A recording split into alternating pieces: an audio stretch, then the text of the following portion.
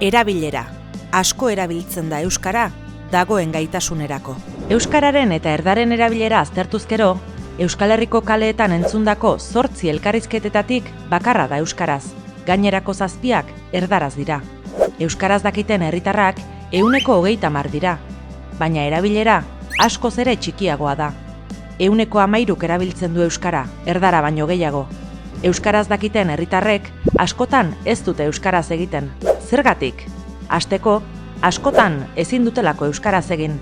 Mintzakideek euskaraz ez dakitelako.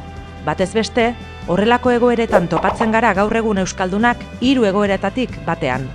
Horrez gain, euskaldun askok erdarara jotzen dute, ez direlako euskaraz erraz aritzeko gai. Nahikoa euskara ez dakitelako.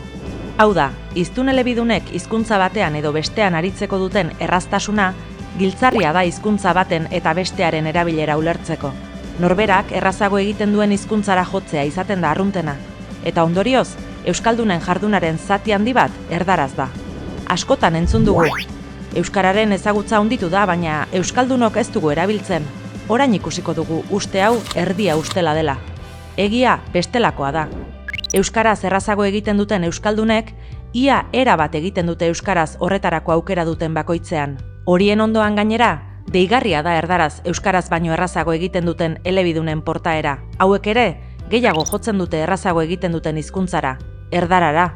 Baina euskaraz aritzeko aukera duten egoeretan, askok euskarari heltzeko hautua egiten dute, erdaraz hobeto aritzen diren arren. Euskararen erabilera ondorioz, dezente handiagoa da, hiztun gaituen kopuruak eman zezakeena baino.